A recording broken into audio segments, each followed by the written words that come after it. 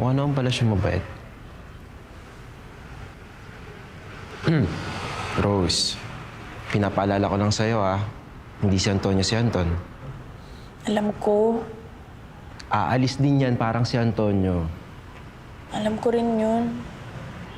Magdadagdag ka pa ba talaga ng rason para manatili dito? Ayaw mo ba talagang tumawid? Luisito, talaga bang ipagkakait mo sa akin na sariwain ang mga alaala namin ni Antonio? Kahit isang linggo lang? Inisip lang naman kita. Rose, napalapit ka na sa akin. Siyempre gusto ko nang makalaya ka sa nakaraan mo.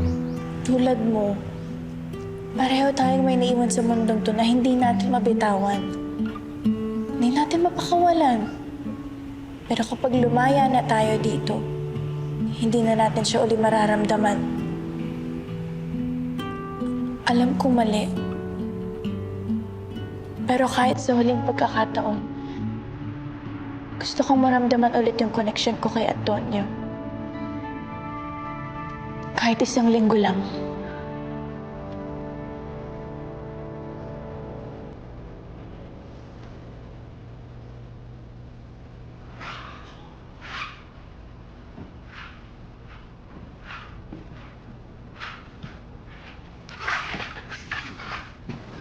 Ito ba?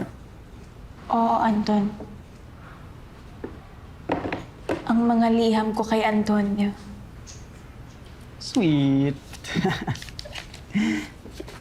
Yan lang kasi ang paraan para mas masabi namin yung mga nararamdaman namin. Limitado ang bawat galaw namin kasi mahigpit ang papa ni Antonio. Minamahal kong Antonio. Kahapon ay sinamahan ko ang inay na magsimba. Saglit lamang at umuwi na rin kami dahil ayaw naming abutan ng gabi. Takot na takot ang inay sa mga sundalong puti.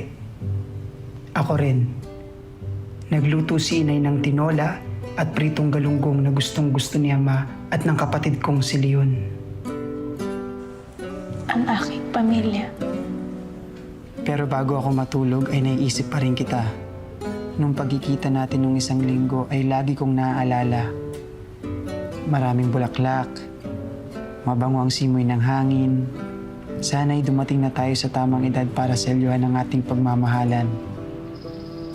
Walang araw na hindi ko yun inaasam. At bago ko ipikit ang aking mga mata, baon ko ang ngiti mo hanggang sa panaginip.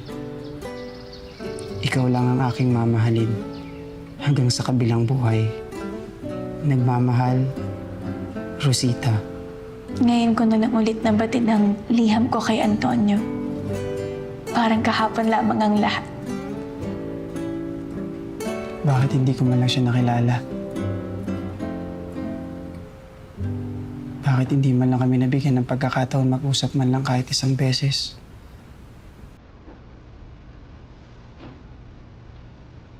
Hindi ko man lang narinig ang boses niya.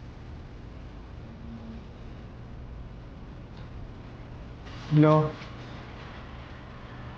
sana nahintay mo pa na lumaki ako. Pero pinapangako ko sa'yo, Lo, mamahalin ko sina Mama, Papa,